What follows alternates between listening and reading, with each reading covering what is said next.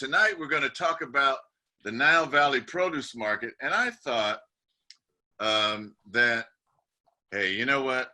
This would be good yes, you're clapping.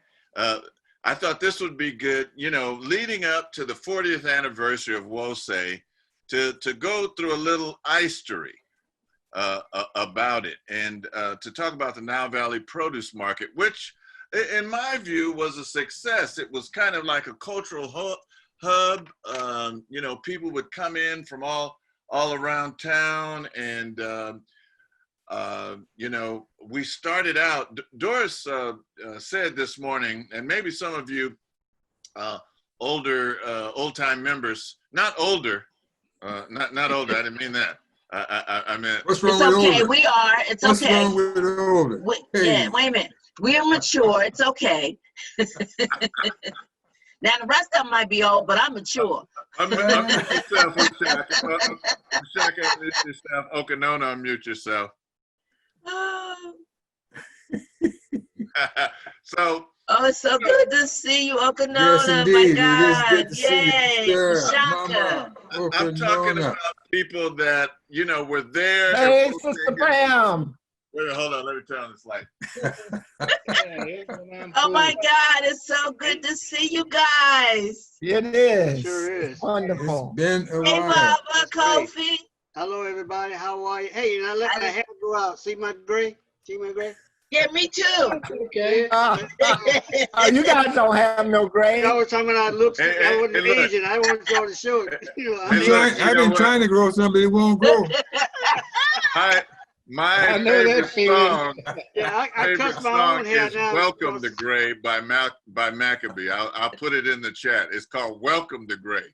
You know, looked in the mirror yesterday, more my hair was turning gray. Doesn't bother me in any way. Okay, so back in the day, you know, we started out, I'm talking about in Galindo, and in those lockers, help me to recall now, in those lockers between the sanctuary and the auditorium meeting hall, we had said that we wanted to have like a food co-op, or, you know, like a food bank, and we started storing food in those lockers. Do you guys remember that? Pantry, yeah. Vaguely, yeah. Say vaguely. do recall some conversations about food boxes, but I'm not remembering the pantries. Yeah. I don't remember the pantry part, but we did do the co-op food drives that we used to go get the groceries, come back, bag them, and then take them to many of our members around the community. There we go. That's what I'm talking about. So I think, and you know, and I'm sure Ushaka and Makalisi will, you know, correct me on this because they're the spearheads. But I didn't say pointed heads. I said spearheads of the. Of this whole program. So let me just start with the questions. So Pamela, you remember that? Katabasi said vaguely, Okanona, sorta. How about you, Kofi? You remember that? I remember us having a conversation. I remember volunteering a few times in the community. All right. And Ushaka, you remember that? I vaguely remember that, but you know what I remember most poignantly is the litany of sacrifice when we start talking about helping our brothers and sisters and helping one another and building businesses for one another. That's what I remember. And I think that was the genesis of the conversation in the group, you know, that we started. All right. See, that's why I got you guys together, and I'm so glad that everybody could join us, and there are going to be more people. One of the things that Ushaka said is he hopes that the Nile Valley Produce Market will inspire the young people, and I don't know how many young people are going to sign on, but we're recording right now, and so we're going to, you know, this is going to be shown over and over, and we're going to share it with Ushaka and Makalisi and others. So let me just ask. You guys don't edit it? Hey, wait a minute. Don't start anything. Don't start that again. Yes, we're going to edit it. All right. Good. Yeah. All right. So, That's too funny. how did the name of the market come about? That was Markalisa creation. Markalisa, you might want to talk about that a little bit. Yeah, that was very easy. That was my creation? Well, I thought you were the one who brought up that if we had a market, it should be called Nile Valley Market. I'll And take that credit. came as a result of our study. Well, I'll take credit for that. I know we were studying Nile Valley, Yeah, we were. endeavoring to get to know the traditions there, and that could well have been. I don't remember the details. I just know we wanted to have our own business. We were collecting the food, as Sister Pam has explained, and we wanted to have our own business. We were relating to the Kuji Chagalia, we were relating to Ujamaa, relating to the independence of our ancestors in the Nile Valley. They were agricultural giants of the ancient world, as well as in so many other areas of life. And so we wanted to have the market. And the details, they're gone from me. I just know we wanted to have it. And my role, I don't really know what my role was, just to be supportive of it, to be involved. I spent some time at the store, after I got off of that bus every day, and on the weekends. And so I'm glad there's other folks here that may have better memory than I Well, have. I do remember you putting that name forward. Now, now, do you remember the names of the core group of people that was involved initially in terms of investment? No, I don't. Okay. It was, let me make a note. It was Sister Indalea. Okay. Pam, you want to chime in? it was my brother-in-law, Ed Williams. Okay, it was Sister Indalea. Indalea, and Ed Williams. And there was another younger, another younger man. He was in college, and I don't remember his name. Randy. Yes. Brother Randy. Yes. And myself. We were Right. the core that initiated the market. All right. This is what I love to hear. This is great. In terms of putting up money for investment. Right. Mm-hmm. Irie. So Now, did that market expand to the community, so it was held on Saturdays, and people were bringing stuff from their farms and from their backyards? It was a store that was open. It was open 6 days a week, I believe, and there were store hours, and it was in North Oakland. Actually, it was 7 days. It was a happy day on Sunday. 7 days. Okay. 7 days. Okay. In So the what one year? day on Holly Street did have some kind of community day market on Saturdays? No, What it was prior to We're talking the Holly 80s. Street. Yeah. Okay. We're talking the 80s. 85 to 88. Yes. So that's 55 to 88? Okay. that's the year when it opened. That was the next question. It opened in 85. 85. Okay. 1985. Yes. Okay. So we kind of touched on this, but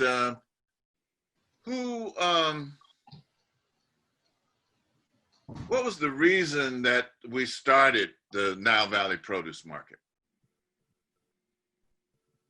Well, it started, as I remember, it started with, again, what Minister Makalisi alluded to. We were studying the Nile Valley at that time, but we were also doing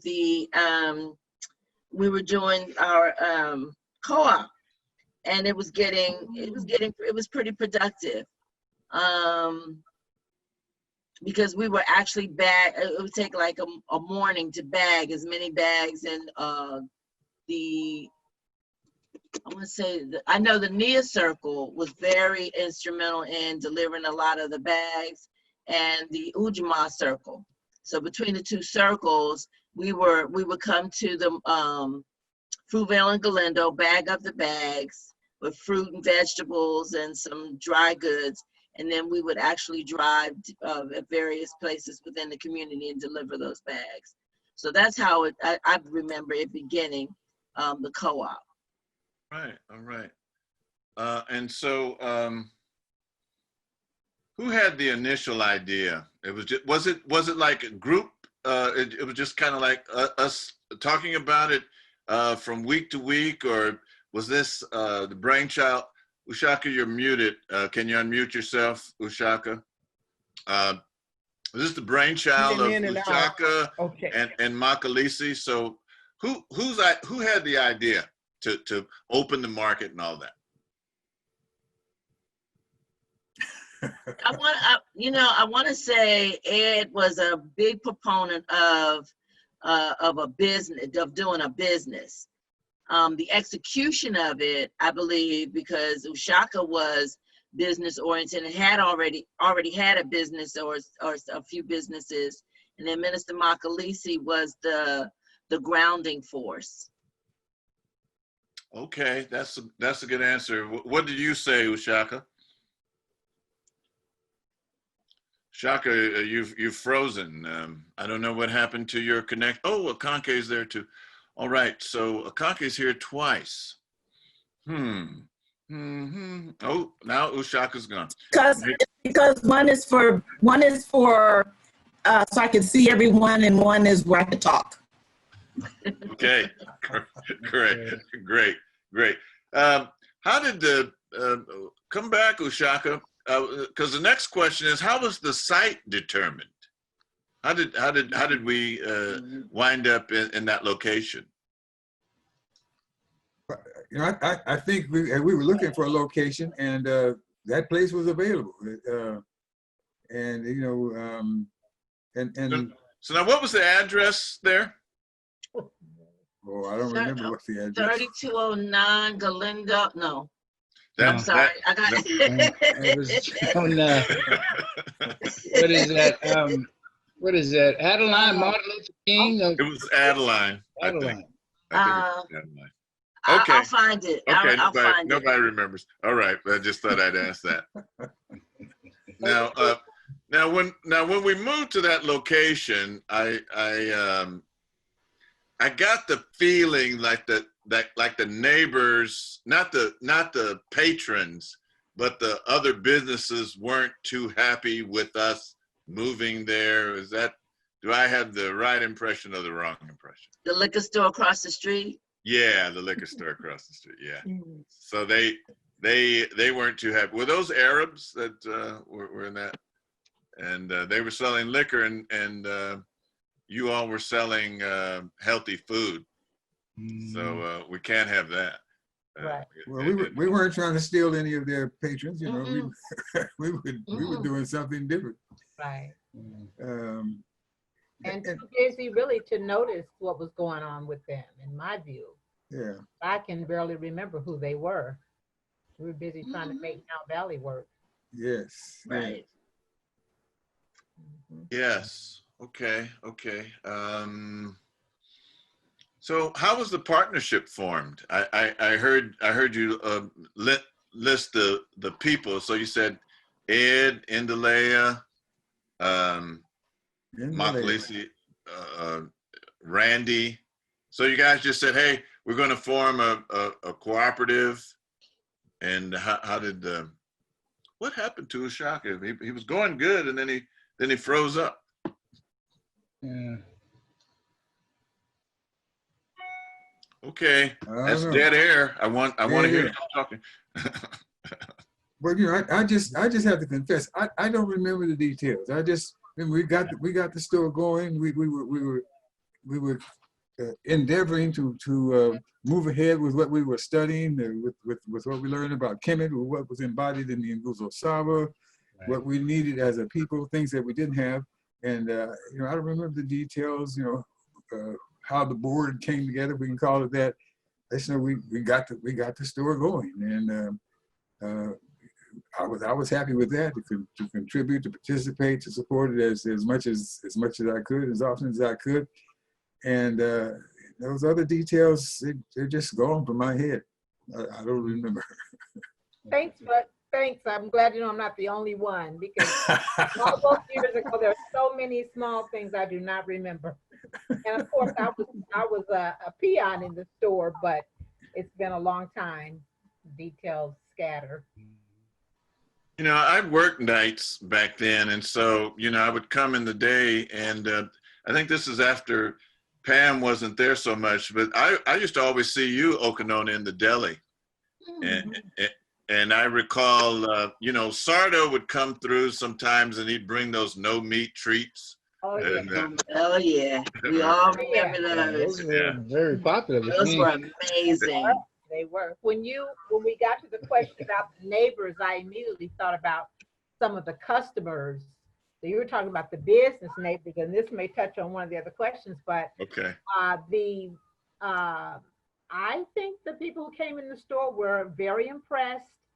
A lot of curiosity, because even though that's a progressive area there, I don't know whether any other Black-owned businesses there, and certainly none that with a progressive ideology.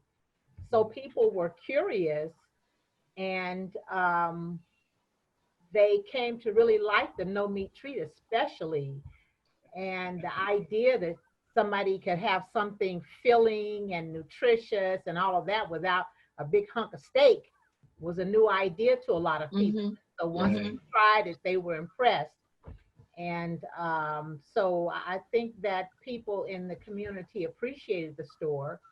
And then, of course, there wasn't anything very, very close by. So for a lot of people, it was convenience on top of the novelty of it for them, I'm sure.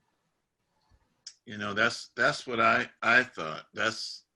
Yeah, because, okay, now, 2020, you know, all the things that were being sold at the Nile Valley Produce Market, you know, now it just seems, you know, every day seems right. Like, yeah. But back then it was something new. It was bordering on being kind of weird, you know, and different, you know, because not for us, but I mean, just people, you know, no meat treat, right. you know, bulk food items, vegetarian, you know, it was that kind of, I mean, for but me. You know, you got to remember though, we were on the border of Berkeley. Yes. So it wasn't that strange. When we moved in, the one thing that I know for sure is that Nile Valley Market was the hub of Oakland's community, like that was conscious, because that's where everybody came on, especially on Sundays. But we had a lot of Berkeleyites that came through the store, because you're right, it was one of the only places, one that Black owned, number one, was a phenomenon in itself. And there were no grocery stores in fact, the Whole Food markets didn't even exist then. So we were the only store that did have the kinds of produce that we had, the bulk items that we had, the camaraderie that we had, the oh my goodness, not just the no meat treat, the juicer, you know, that the juicer, yeah, the juicer, the ginger beer. Yeah, ginger beer, yeah, that was my first time having ginger beer. That we had fresh produce, and Minister Makalisi may not know, but his job was to go and get the milk every morning. I think it was. You went and got the dairy products on your way from work. You stopped at the store on your way from work, and you would drop it off, and then you leave, and you come back that night. Ed was to go and get all of the vegetables from the market, and we got a truck from the minister that was at Wose, African brother, Y'all Obenga. Ya Obenga Jasare. Yeah. Banker had a truck? He got us a truck. Yeah, he worked through it and got us a cheap little truck that Ed would drive down to the market and get very fresh produce every morning. Minister Makamlisi was responsible for the dairy, and Ushaka had the the juice bar. Mhm. So in terms of our customer base, was the community that came through there, and it was wonderful for them to see a Black-owned business. So, you know, and we had good, fresh produce. Can you speak on that? So what kind of products could be purchased at the Nile Valley? We've kind of... Well, so we had, when we said produce, we had vegetables, we had lettuce, tomatoes, we had corn on the cob, we had string beans, we had cabbage, we had carrots. Carrots was a big thing. In fact, it was part of a, you know, healthy discussions about fresh carrots in the morning, and by the next morning, they would be all juiced up. Yeah. People were doing a lot of juicing around that time. More than we needed, but some people's hands had turned orange. yeah, well, Shaka would come in the evening, and the next day the juice was gone. I mean, you know, it'd be all juiced up. So we fed our community as well. But you know, we had Dry goods, beans, grain, dry goods, beans, grains. The dry goods were like, Mhm. we had these brothers come in and build us bins, and the artwork was that also the brother who did the No Meat Treats? Sarto, I don't know. Sarto, he was also the artist. He did, Yeah. I mean, when you walked in, you felt like a transition, you know, you felt like a transition into a cultural environment. So the only ones that we really had problem with was the Arabs next across the street, you know, and silently, they didn't give us a hard time, but they had this brother manning the door, but he wasn't allowed in the store. Seriously, he was outside guarding the door, but he wasn't allowed in the store. Mm. In the Arab store. In the Arab store, you know, he could sit outside all day, but he couldn't hang out in the store, right? Wow. And so we had a really good time. It was all good. It was all good, you know. Yeah, I'll never forget the libation that we had. Oh my God! I thought Mr. Makalisi was gonna have a stroke. I want you to tell that story. Go ahead. Yeah, that was the one time I thought he was going to absolutely lose his composure altogether. That was a side of the man I'd never seen before. Yeah, tell that story, man. Yeah. Wait a minute now, Sister Pam. He was gonna lose it. Well, these brothers, I don't remember where they were from, but they were African brothers. From it was Olatunji, wasn't it? I don't remember. I don't know that it was Baba Olatunji. Wait a minute, Baba Olatunji is the drummer, right? Right. Did the master drummer? Yes. I don't think it was him. Oh, it wasn't him? Okay. Yeah. I don't think so. I don't remember it being him. Okay. But anyway, we were assembled there, some members of the staff and the ownership body, if you can call it that. And these brothers came to do a libation. They had some liquor. I don't know whether it was vodka or gin, what they had. And I don't know if they got it over at the Arab store or not. I don't know. But anyway, they had this gin, and they went around the corners and poured libations. And then they came back to where we were assembled, and the brother poured himself a mouthful of gin and sprayed it on us. And the produce that we had to get rid of. And I just try to control myself, like, oh my goodness, I don't know about this. Did he just spit on me? Oh my God. But Mr. Makalisi looked at me because I was standing next to him. And he was like, I don't believe. And he looked at the fruits and vegetables that we had just put in there, laid out beautifully, fresh off the vines. I mean, healthy, right? And this brother sprayed this gin all over the food, right? Needless to say, we didn't sell that fruit and vegetables that day. Who invited them? I don't even remember. I don't know who it was. I don't know how that happened. I don't know how that happened.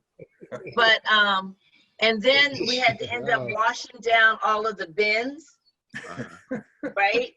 Thankfully, the bins were closed. Yeah. But we had to wash the bins. We ended up washing the floors, wiping down the wood. You know, I thought when Makalisi told me that story, it was Olatunji that did it. I don't remember that being him. Oh, okay. Oh, hey, Ushaka's back. All right. Oh, you made it back. Yay. Hey, welcome back, Pooh. Well, I guess you guys covered a lot of ground since I was Well, gone. I only don't know told what happened. I only told the story about the carrots and the juice. Okay. Well, did you tell about the number of departments that we had? The number of what? Departments, sections in the store. Oh, no, I didn't get to that. Yeah, go ahead. Cover that one. Oh, go ahead. Oh, no, he's not freezing He again, froze. is he? Oh, no. Did he freeze again? Oh, man. I think me and him Section. both having a problem. I just lost all reception myself and had to reboot. All It right. might be. Yeah, I don't have much of a bandwidth. Mine is very low bandwidth. When you take Well, your I don't- picture off, when you take the video off, sometimes it works better. So that sometimes when I'm having problems, I turn the video off, and you know it seems to. So look like Pooh's back. Yeah, he's back. yeah, He's back. Brother Kofi is back. So we had these 5 departments, okay now. 5 sections in the store. One was the deli, the other one was the cheese and tofu area. The other one was the bulk bin. I heard Pam talk a little bit about the bulk bins. Did we give credit to the brother that did the carpentry for that work? Oh, Do you guys remember Brother Elijah? Elijah was the carpenter that built the bins. He built the counter for us. Yeah, his name was Elijah.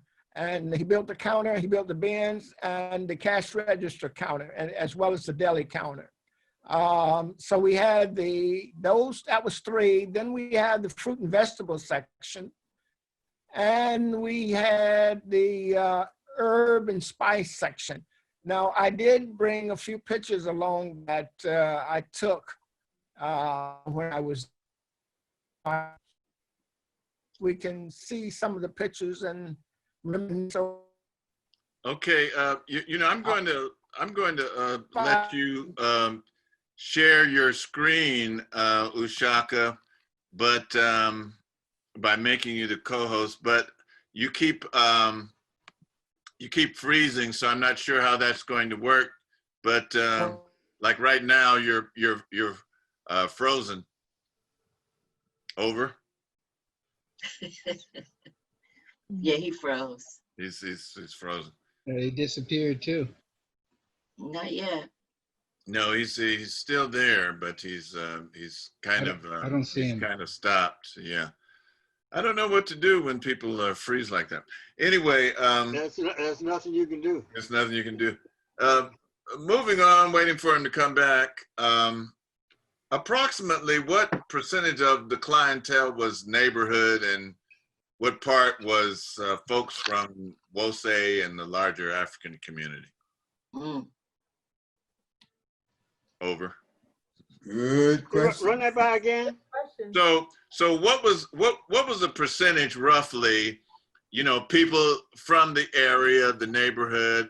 You know, and for those of you that are listening, that they weren't around Wose in those days. This is just a few blocks away from the Ashby Street flea market.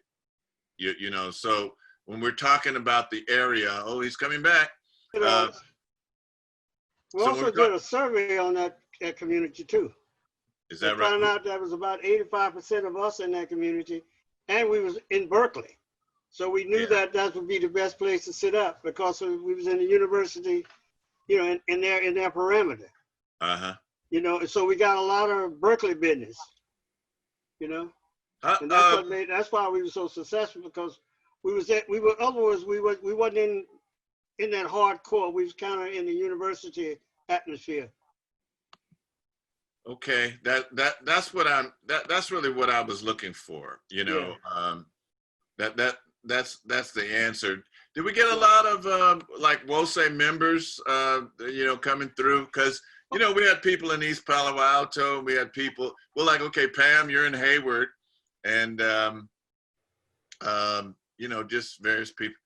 He's gone again. Oh yeah, it was heavily populated with WOSE supporters. Yeah, we stayed in there, man. Yes, That was our hangout. Yeah.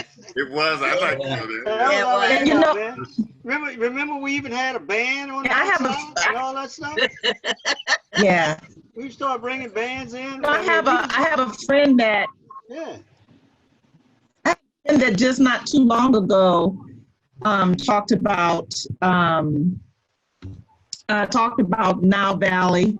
And then my friend from England, she still talks about Nile Valley Market. Yeah, I remember. Yeah, I mean, so it still comes up in some of the conversations that I have.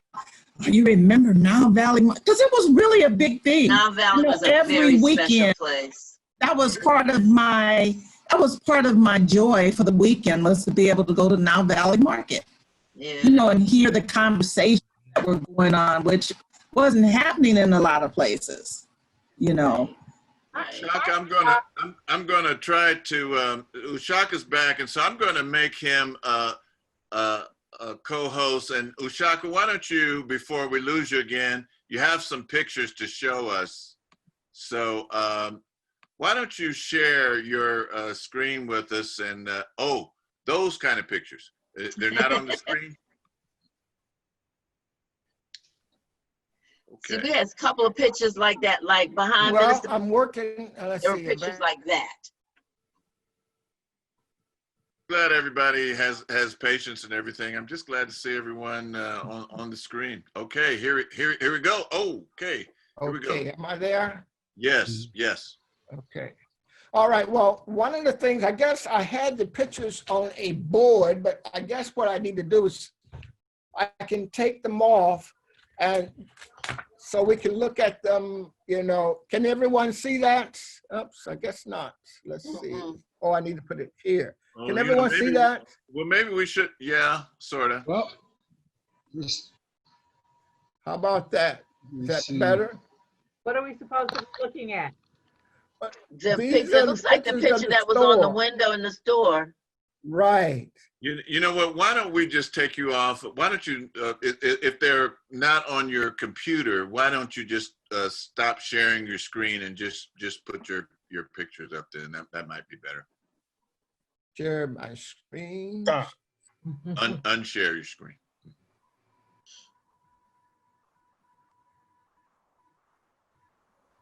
Is it down at the bottom?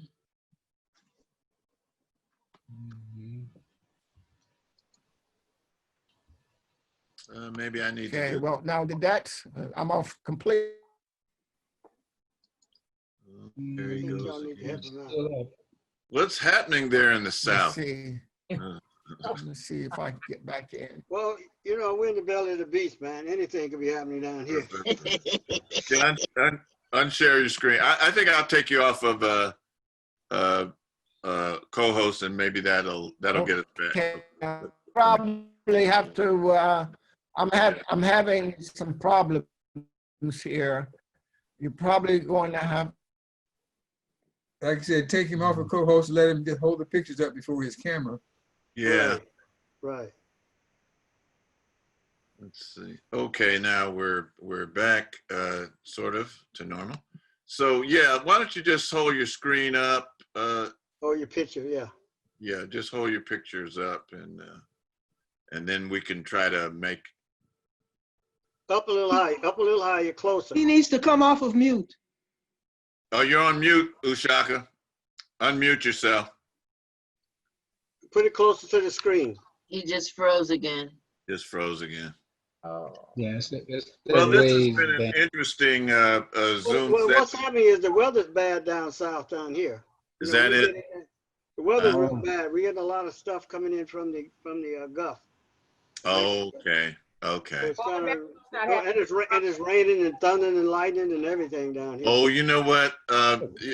For those of us that are in California and you've never been to the South, we don't have thunder and lightning. Right, Yeah. right. We just like on the island. But, We just like on the island. Yeah. but California just got 10,000 lightning strikes. Where? What? California just got 10,000, over 10,000 lightning strikes. It is, Right. you And know we what? got fires everywhere. But you know what? It is not like when I go to Texas or DC. That's right. I mean, that is real. Rains for real. I Yeah, agree with you. I agree. That's with Yeah. right. There's another Shock is picture. back now. Shock is back. He is where? Oh, there he is. Tell him to Okay. tell him to unmute. Unmute, to unmute. unmute, Shaka. Ushaka, unmute yourself. He can't hear you. What's he hearing? Unmute yourself. Okay, this one. I can't see. Trying to see Standing in another front of the desk. store, Okay, there he is. Valley, Okay, all right, all the right. store, Lift and it up we a little had, bit more. I think Brother Elijah made those letters for Nile Valley for us. Can you see that? Yeah, I can see that. Yeah. Can you put it closer? Okay, let me move to another one. Are you able to see this one? That was Robert Thornton on that picture, wasn't it? No, you must be frozen, Look like- bro. You're not even looking at the screen now. Well, this has been really interesting. Oh, you know, technology. Oh, there it is. We have to Yeah. make sure we edit. Can you show? Can Say you put again? closer, Closer. Ushaka? But you're frozen. Yeah. Wow. You know, one of the things that comes to my mind is that we might have done better, got larger patronage if we weren't so close. As I remember, we were close to the Berkeley Bowl. Unmute yourself, Ushaka. Berkeley Bowl. Yeah. And they Berkeley you know, Bowl open doing, then? they would, what's It was- that? Blocks away. I didn't know it was open then. Oh. Yeah. The bowl. Yeah. Yeah, it was. Yeah. Not the Whole Foods, but the Berkeley Bowl. The Oh, original- yeah, at the okay. At the original location. Yeah. Okay, who's that? That looks like Greg and. Hey, Sure is. Yeah, Greg and Wow. Mickey. Wow. Sure is. mhm. I need, you know, we need to share that picture with Tyemba. He's putting together a booklet, 40-year booklet. Ushaka, I was wondering if you could send me those pictures that we could put them in our booklet for the 40th year. Okay, I can scan them and send them to you. Yeah. Now, that this would- is in the date. Can you see this one? Yes. Yeah. Delhi is in the background, and you see there's a few people around. Right. Mhm. That looks like John Lacey under the African continent. John. It does look like him. Looks like John Lacey. Wow. John Lacey. But we were. Those of you that don't know, John Lacey was our original sound guy Right. at Galindo Street and Madison Street. And, you know, he left us way too soon. He was fighting leukemia, and he was able to hang on with us for a while, but he transitioned after a long fight. Wow, John Lacey. Show us another picture. Now, this is what the customers that came into the store, and this person asked me, and I don't even remember her name now, but she asked me to take a picture with her, and she used to be a regular customer, and so we did right in front of the deli. Wow. And if you see the young kids below, they were just really Wow. valley. When you walk, Some of the it good was old very days. special. And one of the things about the deli, You knew it was a special place because we didn't talk about the image that Sato, we commissioned him to do for us. We had him to do 8 big wall hangings for us, and I will show one of them.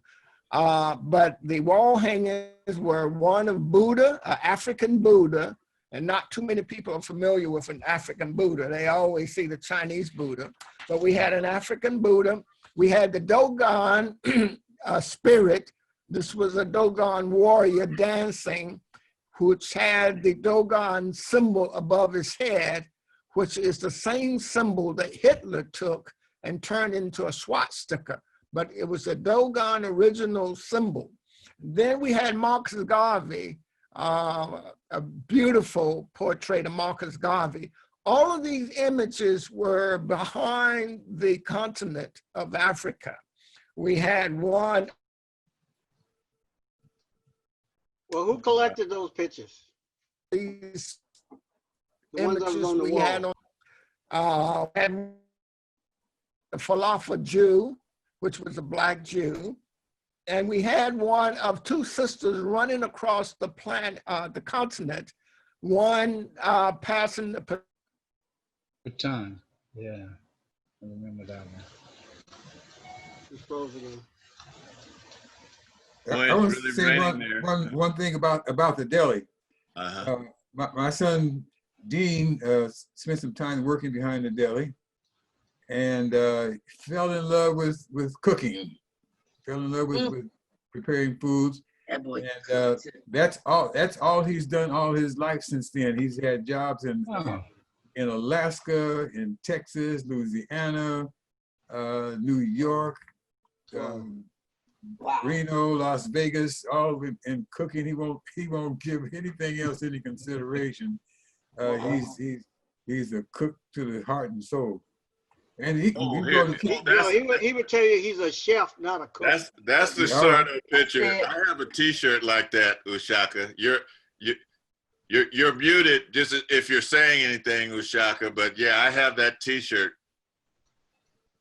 I'd run out of this room now, and yeah, I still have it. Well, this was our classic wall hanging, and as you came, we had this one hanging in the deli. But this was the classic one, and when I go out on the vending tour, I normally take this, and people are quite impressed. But we had 8 images of this size, and Brother Sato was the artist that created these for us. Well, what happened to the pictures? Does he come back and pick them up? Who have them then? Well, what was the question, Brother Makalisi? It looks like enthusiasm. That was Kobe. I asked what happened to the picture that was on the wall. Did the artist come back and pick them up? No, they paid for them. Business. We divided them among some of the members that made investments. I got you. All right. That's good.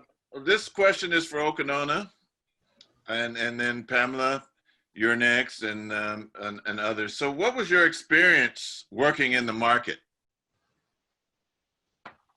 Do you mean the job or the vibration or both? Both. I worked in the deli, and I keep thinking about this, but I do know that part of what I don't remember is because I was away. I had a death in my family when Nile Valley was in its initial days. So some of that initial stuff I was not there for. But anyway, I worked in the deli, and it was fabulous actually, because we were working Ujamaa to the max. And my recollection is that most of the people who came through were from the community and from Wose. And it seems to me the Wose people showed up after hours or on the weekend. But during the week, there were a lot of people, as I said, who were curious and who would come in. And I just remember this one day I was there preparing the no meat treat, and the sister came in and she was a little bit antagonistic because she didn't understand how you couldn't have meat on your plate. But she wanted to go back and forth with me. And I finally convinced her to just try the no meat treat. Right. And then she sheepishly asked me if she could bring her big quart jar into the store. Oh my goodness. Fill that up so she could have some at home for when she felt like she needed a little treat. But anyway, that was wonderful. And it was just good to be able to show the adults and the children that we can have our own businesses. My job was to prepare food there behind the deli, and primarily the no meat treat when I was there, but there were soups and other sandwiches, and it was just joyful to have people come in and they felt good. Now, there was the occasional complaint that maybe a piece of produce sat there too long and somebody would fuss about that, and I have to remind them how many times they've been to whatever the other grocery store was and found something that needed to be picked up. So people would, that's who we are. So we had some of that as well, but it was energizing for me to be around that many Africans on a regular basis. So it was all good for me. Let me add that you were one of our avid supporters, you as well as Pam Williams. You would come in and spend, a significant amount of money that supported and kept us going. So I want to thank you for that. Oh, I want to thank you. Thanks. It's wonderful. Oh, thanks for Yes, quiet. indeed. So now, Pamela, how'd you like working there? So I was there from day one. So I took care of the payroll and the employees. And Ed and I would be in the store all day, and I would be in the store until Minister Makalisi got off from work. So for me, I felt part as much as developing the business as the owners did. It was an amazing experience watching something that developed from a thought into fruition. It was spiritual because it was done out of love. It was done out of a commitment for a people to make our people healthy. We employed our children. Like Mr. Makalisi said, his son, it was my daughter and my son Nate and my daughter Fumilayo. And Aisha was in her carrier, and Baba Kofi was the carrier. So it was a family affair. Yes, so for me, it was just being around my family, taking care of community. And I had an amazing time. So this is one of those, you can't call it work, not like that as an employer. I just never saw it as a job. I saw it as a commitment, and I saw it as a rite of passage, if you will, because a lot of wisdom came through that store as well as, the people that shop there. So it was an absolutely amazing experience. Wow, great. So Minister Makalisi, you are really you have a lot of energy and a lot of strength. So you would drive the bus all day and then get off and go and work at the produce market. What line were you driving then? Oh, I don't remember. So many different lines. The 40s, the 80s, the 83. Remember you in the 83? Yeah. Yeah. Well, Brother Imhotep, the Brother Makalisi tell you that he was the one that found the building for us. He didn't remember. Do you remember, Brother Makalisi? Not identifying that over there on that line. Not really. Not really. I just know, that building was, I don't know how we came about that. That building was empty and it was up for rent, for lease, or whatever they called it. And somehow we ended up there. But if I'm giving credit for that, thank you very much. Must be true because everybody said it. Yeah. Well, hey, you know what Yeah, happened? You know, as we get older, you know, we lose 20% of our short memory. Hey, thank you. That's something to look forward to. You know, I would like to say, you know, my reflection on Nile Valley, me personally, I could be wrong, but I think we didn't, or I didn't, we didn't study enough what we were going to do. We were excited about doing it, and it got the ingredients, the elements that we needed to kick it off. But we didn't. I don't think we did a long-term study. Somebody said we did a survey of the community. I don't remember that, but maybe it did happen. But so that's my perception. My looking back is that we didn't do the long-term examination of what we're going to do, put our long-term plan, and again, you know, the Berkeley Bowl, this proximity fairly close to where we were located, and the kind of products they were selling, so I think those are some factors to the store not being able to continue. I think we got overwhelmed by what the Berkeley Bowl was doing, and just so I could be wrong, and somebody else maybe has some other perception of it, memory of it, but it was a really uplifting experience that we could go and shop, get things that we wanted. We get interaction with one another, and it was just a beautiful, uplifting, invigorating experience. And you know, it's the same. You know, said an idea came into being. Well, you know, that's the way Ile came into being. An idea. That's the way Wose came into being. And one of the things that we need to do as a people, not only the Wose community, but we Africans in the U.S. as a people, you know, we're noted for, you know, not making the kind of economic progress that we need to make. We're not doing enough to the Ujamaa work that we need to do. So we need to take some time and look at what we're doing with our funds and monies, and we need more funds and monies. You know, so many of our people are living below poverty almost. But we need to put some programs together, another Nile Valley or whatever it might be, and give it a long-term plan, and look at all the factors involved, and do that, and stop. You know, we make whatever money we make, and other folks stand there with their hands out. Come on over here, give it here. You know, we know you coming.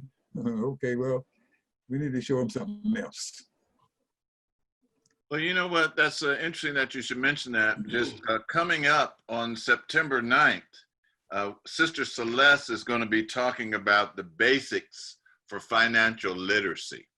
Mm-hmm. So we're going to be talking about that. And then on the 23rd of September, Madam JFK, that's right, that's her name, Madam JFK will be talking about generational wealth. Mm-hmm. So those are some economic discussions that we're planning to happen in the coming month. And then next week, and I see him here, Brother Malik is going to be talking about the pandemic of racism. Mm-hmm. Pandemic of racism. I didn't know it was a pandemic. Well, no. So you thought that was just the way things are, huh? Yeah. You know, I just thought it was happening. You know, I didn't know anybody was peeing on me. I thought it was rain. No, just okay. So yeah, you know, when I flash back on Nile, I can remember us doing a lot of one of the things I think that Brother Imhotep Yes. Go ahead, Kofi. Go ahead, Ushaka. No. I'll yield to Brother Kofi. No, I was just flashing back on, you know, how we come by that. I mean, we put a lot of thought into that, because what we were thinking about, it won't say, was becoming total self-sufficient. That's why we came up with the school. That's why we came up with the building that we was in. That's why we came up with the store, because that was a community effort, you know, and recognizing the fact that if we want to sustain ourselves, because you guys remember, we was kind of like isolated. People was coming and checking on our church to see if we were going to survive. Yeah. You know, Allen Temple and a couple other churches, they would send people over there to see if we were going to survive and all that stuff. But we was moving right along, you know, because we had an idea of what we wanted, and we were working it. you know, and you know, I enjoyed going up there, hanging out up there, and checking inventory and all that stuff. And you got to meet a lot of the people in the community. That's why I saw a hangout place. Yeah. You know, it was a hangout place, so I enjoyed it. You know, it was just great because we looked at, you know, we just looked at, you know, even when we moved over there where we are now, we also was thinking in terms of let's get off into the African American community because these are the people that we're talking about saving. These are the people we're talking about bringing forward. So there was a lot of thought put into that. You know, the mere fact that we want to spread out and go to St. Louis, LA, and Sacramento, because we, like I told you, it wasn't just an accident. We literally sit down and brain thirst on how we're going to do this and how we're going to do it. And we start spreading. You know, it was a lot of effort put in there, and to be self-sufficient was one of our main thing. That how can you take care of yourself if you got to buy from other folks all the time? So that's why we come up with that store, because you know, recognizing that I think it was at Nile Valley. You know, that was because we started inviting Dr. Ben in. Dr. Ben, they were talking about the civilization of Nile Valley. That's why we come up with that name, because that name fit right in what we were trying to do. Because I can remember one Wednesday night we were on Acts. We were studying Acts, and we got in Acts 7:22 that Moses was taught away in the Egypts, and we go like, hey, that's what we need to find out. What does Moses know? And that's when we began to invite Dr. Ben, Malana Karenga, and all those other people, George Jackson there, so that we could learn. Remember, they would come in and teach classes and all that stuff. And I mean, we was moving. I mean, we had the idea was there, and we were working it. Let me stop you right there because you've talked too much. No, no, I'm glad that you're mentioning it because part of the reason for having this class is, okay, we have new members like Debbie Lewis, and I see Shamila McCain is on, and Carol Afua, and Bobby and Shishim. They weren't there during those times. Minister Amadi. And you know, I just wanted them to hear the story. You know, it's not just me.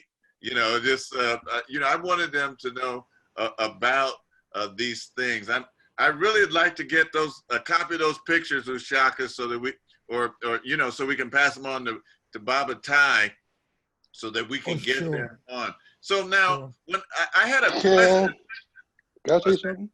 Yes. Go ahead. When they had Nile Valley store, I used to come in and sell my incense wholesale in Nile Valley store.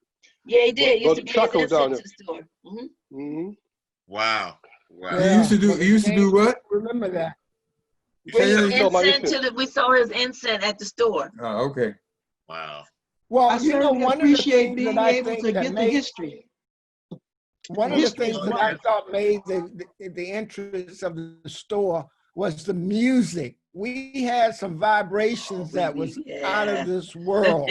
We had reggae that was going on. We had jazz that was going on. We had spirituals that was going on. We had some vibrations that was going on in the store. And that made it just wonderful to come to visit. And in the church too. Yeah. In the church as well, brother. Yeah, our first choir was reggae. Yeah. Well, now, do you all remember Brother Atiba? I don't. Brother Atiba, he had long locks, and he worked in the deli, and I think yes, I remember him. Okay, yeah, and I think he was the father of one of Sister Maia's children. I think he was the father of her son. Oh, okay. Was he from the islands? Yes. Yes. He was the one that introduced us to tofu in the store. Okay. Well, he made some tofu dishes, you know. Yes. Well, in addition to the no meat treat, we had tofu burgers. We had salads that was made by Sister Sandra and Sister April. And we had some other dishes, some soups. Who else was made? Pam, did you make some of the soups? No, I don't do kitchen. You didn't do the kitchen. No. Okay, somebody else came in and helped make. But Ed, remember Ed would make the turkeys? Yeah. Oh yeah, he would make that turkey soup, wouldn't he? Oh, he made turkey. Ed would cook when he felt like it. Yeah. Every now and then. But But one of the things that Brother Ed did, Sister Pam, that got us, we had to have a layout plan for the market, and we had to negotiate with the city of Berkeley. Brother Ed was able to go up there and was able to negotiate our layout plan. That was one of his strong suits. And that was very successful. That was one of his strong suits. Ed was definitely a negotiator. That's it. This is really My good brother. history. This is really good history. I'm glad to hear all the. You know, it's all coming. You know, because many I know all of us haven't thought about it in years. You know, I think about it all the time. I think about it all the time. Yeah, like Akanke was saying. You know, I think about the Nile Valley project. Yeah. Can I say something? I passed that location, I think about it. Yes, Brother Ty would like to break in. Yes, sir. Okay. Greetings, all. How are you? Greetings. Wonderful to see you, Mama Okanona. I haven't seen you in a long Lord time. Shane, how are you? Good. So I am, as Minister Imhotep said, I'm in the middle of laying out what I'm calling the 40th anniversary book for We'll Say. I'm just finishing up the Ile-Omode section now. Unfortunately, I don't have any early pictures of Ile-Omode, none with you, Mama Okanona, none with Jasiri. So if you have some of those pictures, you need to get them to me right away. I'll check tomorrow, I promise. Okay, good. If you want them to be included. I also was not around for Nile Valley, so I'm laying this book out in sections, and so if you would like Nile Valley to be included, somebody needs to write me a paragraph or something on what it was and how it was, and if you can send me a couple pictures, I can include it in the book. Otherwise, it won't be there. So when the book comes out, don't be disappointed that stuff that you want is not in there, because I'm asking for it now, and if I don't get it, it can't be there. Okay. Okay, let me just break in. So Ushaka, do you have Tyemba's information? If not, I'll send it to you. By the way, how you doing, Brother Ushaka? I haven't seen you in a long time. I'm doing well, brother. It's good to see you. I do, and what I did, and I did a complete outline that I will send you, Brother Tyemba, in regards to the origins of Nile Valley, how we started, and all of the department, the sections that was in it, who was involved, and so forth. So I'll send that to you. Perfect. Nice. All right. Give Also, please for note. brother Also, Ushaka. please note. Oh, sorry. You have Also, please note that parts of the video for this session can be edited and put it into the 40th anniversary thing, because there's a lot of good information that came out in this session. Yes. So do you have my information, Ushaka? Yes, I Okay. think you send me the newsletter, right? Yes. Okay. Well, I if your email address is the same as on the newsletter, I can follow up with that. Okay, If not, fine. I'll get information through Brother Imhotep. Okay. All right. That's fine. It's fine. If you send it to the newsletter, This is great. This is like going to heaven alive. And also, Ty. Yes, sir. Check with Manu. With Manu, when he was down here a couple of months ago, I gave him a lot of pictures I had taken of. I got his pictures. I have his pictures right here on my desk. Okay. I've already got his pictures. Good. Yeah. You know, Tyemba, there is a great picture of the original Ile-Omode class, and they're sitting there at I've got those two pictures. I got two, one in black and white, one in color. They've already been laid out. I laid those out last night. Okay. Yeah. So You're on your job, bro. well, I hope you say that in December when it comes out. I will. If we don't say nothing, you'll know. Well, that's one thing. We have never been critics. We don't do nothing critics. So everything we do is good. Yeah, no complaints allowed. All right. Hey, Kofi, I said something earlier. I hope I didn't offend you or anything. You know, bro. I'm used to you. All right. That's why I used to keep you in check when you was young. That's right. Hey, look, you're trying to embarrass me now about some things. I'm not gonna bring up anything. Okay. All right. Buddy. Well, you know what? Kofi Ampim videotaped our wedding, and I have that. I don't know why anybody would want to see that other than me and Doris, but you know, there's a lot of Wose in that. That's history. That's history. There's a lot of history in that. Ola Ramey sang. Mm-hmm. And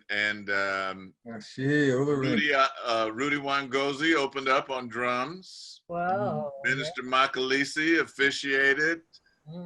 Baba Mahi, Greg, my best friend Wayne Johnson was in that. So there was a lot of people involved in that. Brother Anyika. Oh, Mama Jasiri danced at our wedding. Mama Jasiri, you know her, and I can't think of this sister who danced with her. She's cousins of Sade Turnipseed. I can't think. Oh my goodness! I can never remember her name. I forgot. Cassie. Okay, so that was her name. That was her given name, but she. Okay. Yeah, but her cousin's name was somebody else. Anyway, let me just ask this, getting back to the Nile Valley Produce Market, because I saw this one famous person, you know, so there were a lot of people. So I was in there and I was back at the coolers and there was Olatunji there in the produce market. Did he come there a lot, or, you know? I don't know. What? I don't know if you call it a lot, because I mean a lot. I mean, people coming through there was just not unusual for us, I guess. Well, you know, when they were in town, they'd stop by, especially if they came and spoke on Sunday. They came by Nile Valley Market. Because that was like when you come to Oakland, there's two things you need to do. And one was visit Wose and then stop by Nile Valley Market. That's right. So Baba Olatunji, I remember a couple of times, but whether or not we were surprised to see him or that it was like, you know, because they came through. And we was it. And we were there. Everybody wanted, you know, like I said, if you come to Oakland, you want to come to Wose. Even the professors that we used to come off in there, they said they had, when the black study departments came into existence, they had all this information. They said they didn't have anybody to give it to. Right. There we were, so they was able to come and go, and we just ate it up. And we just, that's why we are where we are today. It's because they got a platform, and we was eager for it. The more they brought, the more we want. Dr. Ben and all those guys, Ivan Van Sertiman, and you know, Malana Karenga, you name them. We had them all come through there. Matter of fact, we helped to develop the Nile Valley civilization. Ikweyama.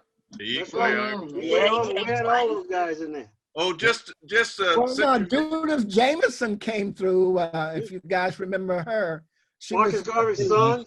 I think it was his son or grandson or something came through. Marcus Garvey. You know that. You know, Kofi. That was the President General of the UNIA. Okay. And when that day that he spoke, while he was speaking, it was an earthquake. Do you remember that? Yeah. Yeah. You know, while he was speaking, it was. Good old days. Let's hear what Ushaka was about to say. No, I was saying Sister Judith Jameson. Do you guys remember her? The dancer, yes. Yeah, she was with the Alvin Alley Dance Company. She came through and graced our market, you know, with her presence. Yeah. Wow. Do you guys remember, this wasn't at the Nile Valley, but do you remember when Sweet Honey and the Rock came? Yes. Boy, you know, they came, was it last year, Baba Tide? Was it last year that they came by? Yeah, we had two of them come by. Yeah, last year. We had dinner with them. We was it, man. Everybody wants to show up at our place. Yeah. Well, you know, so I remember that day that Kwame Ture spoke. Oh, that was at Fruitvale and Galindo. Yeah, and then we had that big spread afterwards. And, oh my God, that was amazing. Yeah, and then the brothers from the Congo. Yeah. And Grenada. Grenada. And Haiti. And Haiti. And Haiti. Yeah. Okay, so let me say I have pictures of Queen Mother Moore. I have Dr. Ben. I have some pictures that Mark Khaleesi sent me of Obanga and Ron Karenga, but I don't have any other pictures of any of the notables. So I think get them to me. Master Teacher Asa Hilliard came through, and Yes. you know, we should have some pictures of him somewhere. Yeah, Charles Finch. Charles Finch. Yeah, but all the guys come through there. We remember might I did a videotaping of Queen Mother Moore when she I was came going to in. say, yeah, didn't we have a meeting at your house afterwards? Yes. Matter of fact, she was staying there during the. Yeah, because that's where I sat at her feet. I remember. That's right. Yes. So Manu got that too. Okay. He got all of it because I kept saying I was gonna put it together. So he come down here and spent a whole month and packed up, $300 or $400 worth of stuff and shipped back. Because he said I kept talking. It'll be amazing to work with him. Dr. Richard King come by here too. Richard King, sure did. Yes, indeed. Yeah. Them the good old days, though. Yeah, but Baba Kofi took a lot of pictures, so I'm anxious to see, Yeah, Kofi was always behind the camera. He was always behind the camera. That's where I have to be in it. Yeah. Okay, now, so Baba Kofi, from Menu, I got one photo album that only had 108 pictures in it. So if we're talking more than that, I don't have them. I have to search out in the storage house there. I hate going out there. I don't like so hot. All right. It is hot, and I'm a senior citizen now. I don't do too much of anything. I don't blame you.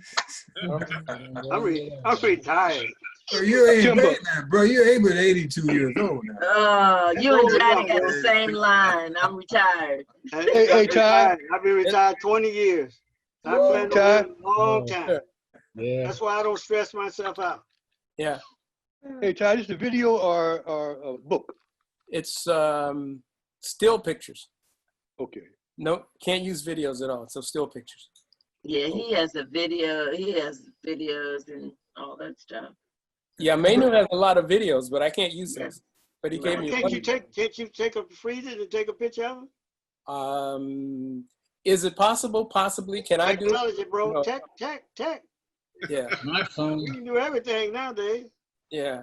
Just freeze it and snap it. Everybody got an iPhone. Okay. Well, if somebody wants to do that and send me the pictures. Oh man, I want to make sure you stay busy. Brother Kofi. Better talk to Manu about that. I didn't do it. Yeah, Miss Michaelis. Brother Kofi, you retired. You say you've been retired 20 years? Yes. Okay, it's let's see, 15 years for me. But after you retired a couple of years ahead of me, and you told me one day, man, when you retire, you're gonna wonder when you ever had time to work. So true. Well, you have to remember. I've experienced that. My wife said, "You're supposed to be retired." Well, yeah, I am, but there are things to do. Remember, I retired when I moved out in North Richmond. Yeah. Yeah. Well, I cleaned that whole place up, man, and rebuilt. Okay. I bought a piece of property out there for what? $100,000 when I sold it for $430,000. I cleaned the whole place up. All right. And just uplifted. That's what it was all about. We come to find out we was getting almost $1 million a year from the Richmond sanitation peoples. But they wouldn't put it in our community; they would put it somewhere else. And so I accused them of stealing the money. Yeah. And next thing you know, we had set up a workshop, and next thing you know, we were getting all that money, $50,000 a month. Okay. You saying now 20 years of that is enough? Are you taking it easy? Yeah, well, that was a good 10 or 12 years out there. I moved out there in 2000. I stayed there until 2009. I wanted to say something. I wanted to ask Brother Ushaka before we get off. We got about 10 minutes to talk about his two books. He has two books now. Shifting Your Paradigm. I have it. And he has a book on meditation for African Americans. And Ushaka, I don't know if you can see, I'm wearing one of your shirts. I would like to get some more, if you can. So if you would, you got a lot of business things in the fire right now. Why don't you just address those before we end up disbanding? Where are you exactly? I'm in North Carolina now. I came here about 3 years ago to be with my mom. My mom was 94 years old. She transitioned in 17, about 3 years ago. So, but I came here to be with her and spend time with her. And that was just a wonderful period for me.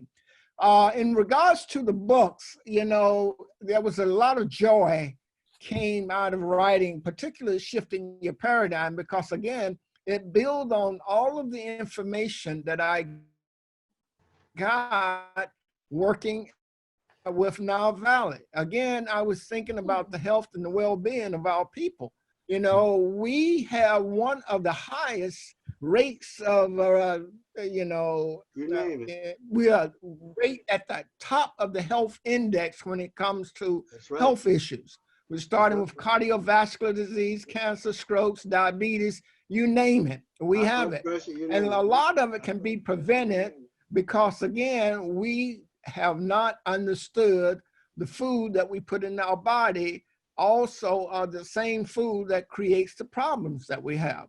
So that was the inspiration for this book here, Shifting Your Paradigm for Optimum Health and Longevity. What I did, which I thought, you know, was really, you know, a learning experience for me, was I traced our eating habits all the way back to when we first populated the earth, you know, and up until the current day. So I hear a lot of people say, well, my mom lived to be 96 and, you know, I don't know about all this not eating this and not eating that. I said, well, a lot of times what we find out that people that live to be a long age, you know, they're what I call the walking wounded. They're on 10 or 15 different kinds of medication. You know, what kind of existence is that? When, you know, if we begin when we're young, eating the right kinds of food, we can avoid many of the health issues that we experience as we get older. And so I go into that in terms of the book on nutrition.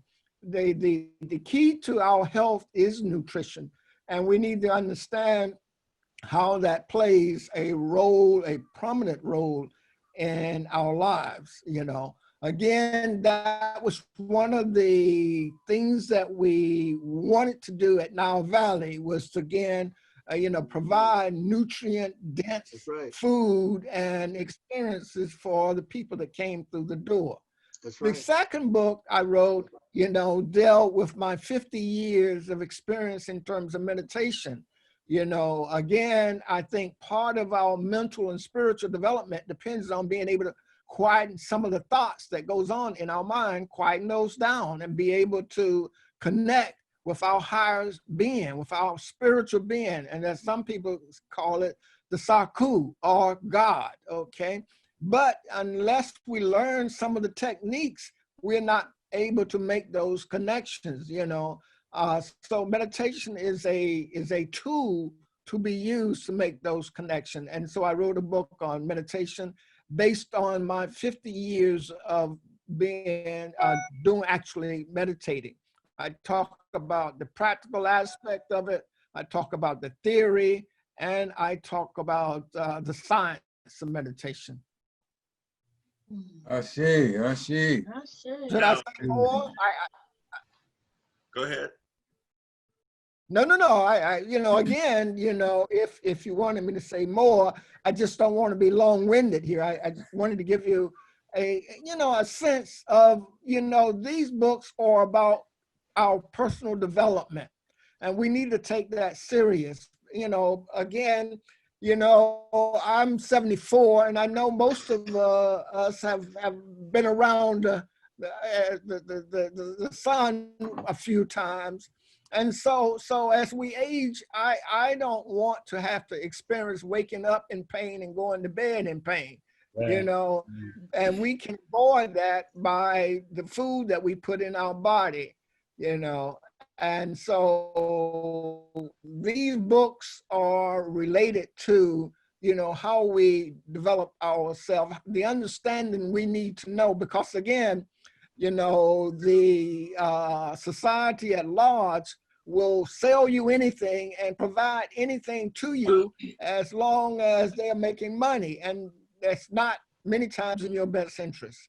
And so again, I talk about that in both of the books in terms of meditation as well as. Excellent, excellent. Right. So now, how can we purchase those, Doctor? So now your full name is Dr. Ushaka Ra Nebra. Nabu Ampu. Say it again. Ushaka Ra Nabu Ampu. I had to get that Ra Nabu. I got this name again by when I went to Kemet with Ashwa Kwesi and his wife. You know, they do a tour. I don't know how many of you had that experience, but it's a wonderful experience. And I would say, you know, whether you go with them or not, we need to be able to go home and see what our ancestors have accomplished. You know, it still exists after the many thousands of years of the kind of damage that has been done to those artifacts. They still exist, and they still reveal some very relevant information for our growth and development, and we should, you know, take advantage of that. One of the things that I want to focus on, and I hope that there is some inspiration coming as the result of this presentation, that the younger members of WOSE would like to begin a Nile Valley. Because again, I think, you know, as we reminisce and talk about the old times, there is a dire need for this kind of a market, you know. And so as a result, you know, we need somebody to pick up the baton and carry it forward. You know, we have the blueprint. If they need the blueprint of how to do it, we can provide that to them, okay? But again, it is needed so badly in our community because, again, we are at the top of the health index when it comes to our health, and we shouldn't be. You know, I always ask people, why are the Chinese up there? Why aren't the Mexicans at the top of the health index? Or why aren't the Caucasians? You know, and so most of it has to do with our history, you know, and we need to understand that we can undo some of the conditioning processes that has gone on. So again, I would certainly encourage the young people to pick up the baton and move it forward, you know, and I think they can learn from our mistakes. We made some mistakes, okay? But again, they can learn from that, and they can be very successful in terms of the things that need to be accomplished. Okay, Brother Ushaka. Wait, Brother Ushaka. The question was, let folks know how they can get your book. You can go online. Okay, you can go online. I'm at ushaka1.com. Ushaka1.com. Okay, or Shifting Your Paradigm. Shifting Your Paradigm for Optimum Health Longevity.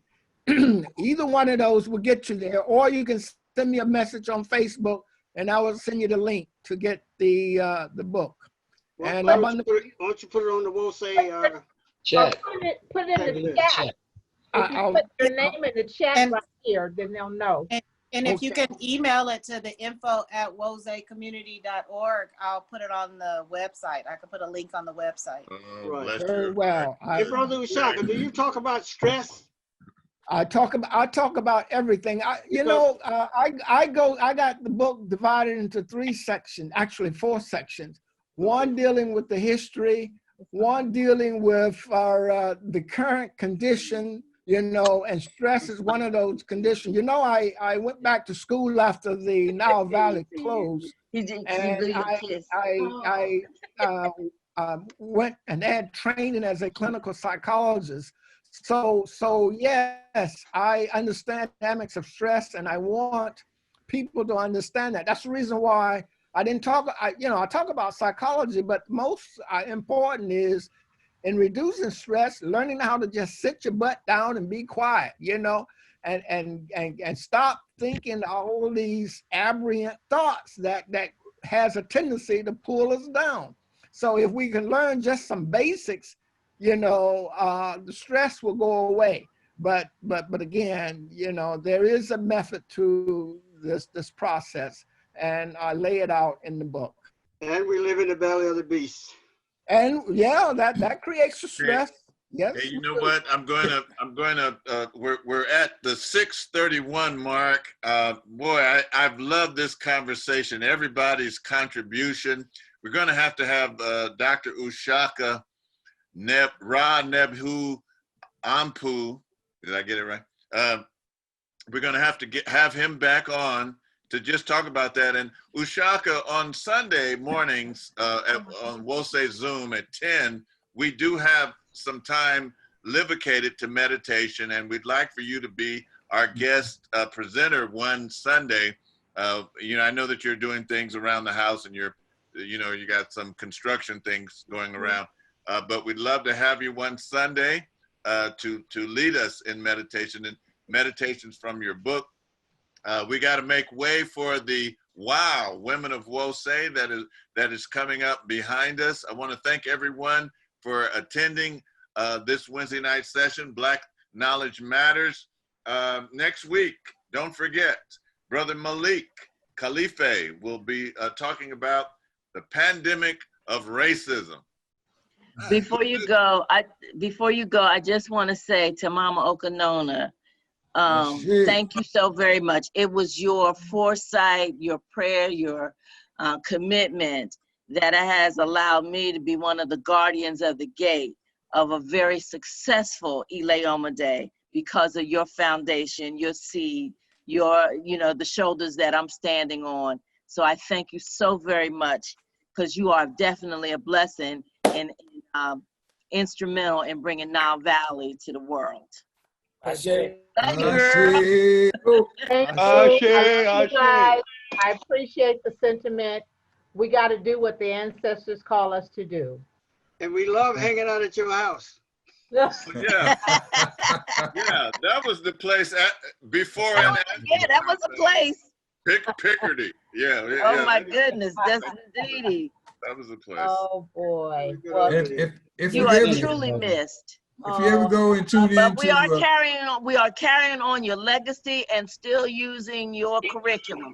Oh my goodness, and I hear that you're doing a stellar job, so I'm very pleased and very proud, and just makes me feel good to know that all of your hard work and love is keeping Ileoma fired up. So well, thank you for passing the baton to me. Wonderful thing. If we ever go and tune into First African Church on the internet, yeah, First African Church, I did.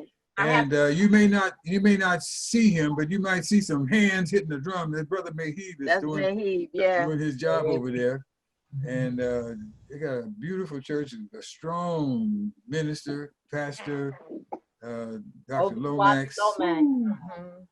Yes, and they if I'm not mistaken, it's a Presbyterian church, but they don't go by that name. They go by First African Church. And those are the kind of messages that the brother delivers there. And there's a great deal of overlap, and many of the scholars who visited Wose have visited us here in Metro Atlanta as well. And as a matter of fact, Dr. Finch shops at the same store I shop at down the street, so I see him every now and then. So it is definitely that African spirit that is a part of First African, and the only reason why we could be there.